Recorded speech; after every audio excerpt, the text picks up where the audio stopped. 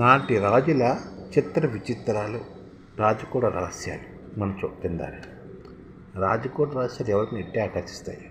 పూర్వపు చక్రవర్తులు విపరీత మనస్తత్వాలు, వారి యొక్క గుణాలు, దోషాలు, చిన్నపాటి పాపాలు, అపరాధాలు, చిలిపి చేష్టలు, సిగ్గుపడవలసిన ప్రవర్తనలు, వారి అపకీర్తుల గురించి మనం ఒకసారి చూద్దాం.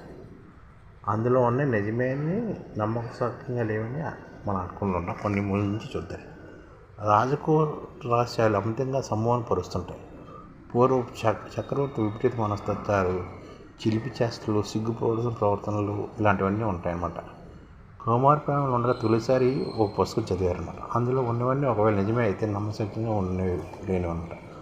ఉదాహరణకు పటియాల మహారాజులు ఒకరు తమ రాజకీయ విషయంగా స్తంభించిన పురుషాంగాన్ని పొరవీధులు ప్రదర్శించుకుంటూ ఊరేగింపుగా ముందుకు సాగిపోయేవారు. ఒక్కపోత వేసవరాత్రుల్లో ఆయన మహారాణులు ఉప్పుడు గట్టులు అంతపుర కొలను తేలియాడే భారీ మంచి దెబ్బలపై శృంగార నాట్య విన్యాసాలతో విహరించేవారట. పాకిస్తాన్ వైపున ఉన్న రాజకుటుంబీకులు కూడా ఇలాగే ఉండేవారా, లేకుంటే ఇందుకు భిన్నంగానా అని అప్పుడు ఆశ్చర్యం కలిగిందనమాట.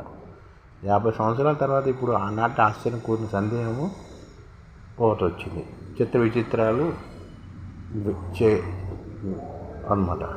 4వ సాదిక్ మహమ్మద్ ఖాన్ బహల్పూర్ నవాబు ఆయన మూలాలు మామూలు ప్రాంతాలు ఉన్నాయని చెప్పుకుంటారు. అయితే ఆయన బూట్లు, ప్యాంట్లు, శుతిమెత్తని నూలుగుడితో నేసిన మందపాటి చొక్కాలు ధరించి రాజప్రసాద్ క్రీడామైదానంలో కనిపిస్తూ తనకు గల ప్రత్యేక ఐరోపా క్రీడ వసదాన్ని అభిరుచుల పట్ల గర్వపూరితంగా ఉండేవారని చెప్పేవారు.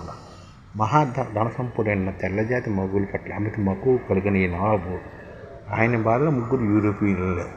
1882 అత్యంత గోప్యంగా పరిచయం ప్రసిద్ధి చెందిన లా మెకిన్ క్రిస్టోఫర్ గృహ సామగ్రి సంవత్సరం నుంచి ఖరీదైన కలప మంచాన్ని 290 కిలోల నాణ్యమైన వెండి అలంకరణతో తన అభిష్టానికి అనుగుణంగా తయారు చేయించుకున్నారు. మంచానికి నలువైపులా మంచం కోళ్ళ స్థానంలో సహజమైన జుట్టు, కదలికలు కలిగిన కాళ్ళు, చేతులు, ఆ చేతులతో విసనకర్రలు, గుర్రపు తక్కులు పట్టుకుని ఉన్న నగ్నశీల జీవమిత కాంస్య విగ్రహాలు ఉండేవి. ఆ నలుగురు నగ్నశీలు ఫ్రాన్స్, స్పెయిన్, ఇటలీ, గ్రీస్ దేశాలకు ప్రాతినిధ్యం వహించేవారు. యంత్రశక్తి కలిగిన ఆ మంచం నవాబు ఆదేశాలకు అనుసరించి ఆ నగ్నద్రహాలతో చలనం తెప్పించేది. ఫ్రెంచ్ సంగీతకారుడు గునవ్ సృష్టించిన ప్రఖ్యాత సంగీత రూపం ఫౌల్ తన 30 నిమిషాల నిడివిని పూర్తి చేసుకుండగా మా గన్నుగా పడుతున్న నిద్రలు నవాబు నిరసనగా కన్నులు గీయగానే ఆ నగ్గన యువతులు హస్తాలలోని విసనకర్రలు మెల్లగా పెట్టిన మొదలయ్యేది. అందుకు తగిన సాంకేతిక చక్రమంత్రం లోపల ఉండేదని వర్ణించేవారు అన్నమాట. సింధులోని కైర్పూల్ నిద్ర పాలకులు కూడా ఒకరు విపరీత అవగాహన కలిగి మీర్ అలీ నవాబ్ ఖాన్ అన్నమాట. అమెరికన్ జర్నలిస్ట్ వెబ్ ముల్లర్ 1930లో శంలాలోని సిసిల్ హోటల్లో మీర్ అలీ ఖాన్ కలిశారు.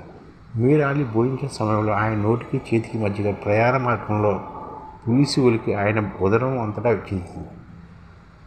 మీర్ అలీ నవాబ్ ఖాన్ కుమారుడు ఫైజ్ మహమ్మద్ ఖాన్ స్క్రిప్టోమియా కానీ లేదంటే ఏదైనా చిన్న మౌనవైకల్యం కానీ ఉండాలి. అనుకోకుండా తన 9 నెలల కుమారుడికి తుపాకీతో కాల్చినప్పుడు తొలిసారి ఆయన మానవ స్థితి సందేహాస్పదమైంది.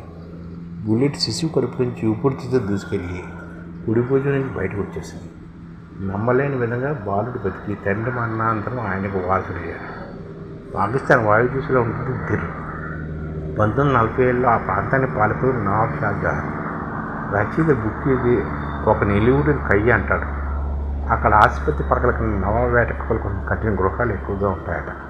పాఠశాల నిర్మించడానికి ఆయన నిరాకరించాడు. చదువు ఎక్కువైతే తన పాలన అంతం చేస్తుందని ఆయన నమ్మాడు. అలాగే ఖలాత్ అనేది పాకిస్తాన్లోని ఓ సమస్యాత్మక ప్రాంతం. ఆ ప్రాంత కథ మా హైదరాబాద్, కాశ్మీర్ పోలిక లేదేమీ కాదు. ఆ వివరాలు గూగుల్లో వెతికితే తెలుసుకోవచ్చు. ఖలాత్ నవాబ్ ఖాన్ తన రాష్ట్ర విలీనానికి సంబంధించి సంప్రదించడం కోసం పాకిస్తాన్ గవర్నర్ జనరల్ మహమ్మద్ అలీ ఖాన్ జిన్నాను కలిసినప్పుడు ఏం జరిగిందని మాత్రం నేను వివరించవచ్చు. కాశ్మీర్ మాదిరిగానే 1940 ఆగస్టు తర్వాత ఖలాత్లో స్వతంత్ర సంస్థానం జరిగింది. ఆశ్చర్యంగా కరాచీలో ఒక రాయిబారిని నియమించుకోవడానికి ఆకుపచ్చ రంగు గుడ్డ ఎరుపు రంగు పవిత్ర యుద్ధ కటకం ఉన్న బెలూచ్ జాతీయ పతాకాన్ని ఆవిష్కరించేందుకు ఖలాత్ ప్రాంతానికి అనుమతి లభించింది. ఖలాత్ విద్యాశాఖ మంత్రిగా ఐసీఎస్ అధికారి డగ్లాస్ పెల్ నియమితులయ్యారు. పెల్ తన జ్ఞాపకాల్లో ఖలాత్ నవాబు జిన్నాల మధ్య సమావేశం తిన్నగా సాగిపోవడంపై ఇచ్చిన వివరణ కూడా పట్టు చెక్కలేదుగా నవ్వేశారు. ఖలాత్ నవాబ్ ఖాన్ అనగానే ఉర్దూలో గంభీరంగా మాట్లాడుతున్నారు. జిన్నా కూడా అంతే అనాగంగా గంభీర ఇంగ్లీష్లో మాట్లాడుతున్నాడు.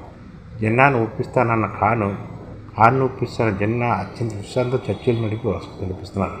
అయితే పాక్ విదేశాంగ కార్యదర్శి గమనించింది ఏమిటంటే ఒకరు మాట్లాడుతున్నది ఒకరు ముక్క అర్థం కావడం లేదండి రాశారు. ఈ విదేశాంగ కార్యమంత్రి మహమ్మద్ ఇక్రముల్లా తన మాజీ ఉపరాష్ట్రపతి భారత ప్రధానమంత్రి మహమ్మద్ రియాదుల్లాకు సోదరుడు. ఇక్రముల్లా జోర్డాన్ యువరాణి సర్వత్ తండ్రి. నిజమైన రామకృష్ణ ఏకైక పాకిస్తానీ నాకు ప్రియమైన స్నేహితులని కరణ్ రాసుకొచ్చారనమాట. ఈ విధంగా అప్పట్లో రాజకీయ నాయకులు ఇలా ఉండేనమాట. రాజకీయ పుత్రులు రకరకాలుగా ఉంటుందన్నమాట పాకిస్తాన్ ప్రాంతంలోని. ఒకరేమో ఇంగ్లీష్ నగ్న బొమ్మల్ని తన మంచాన్ని తగిలించుకునేవారు. ఇంకొక ఆయనేమో అసలు స్కూల్లే కట్టేవాడు కాదు, వరపసాలు నియమించుకునేవారు.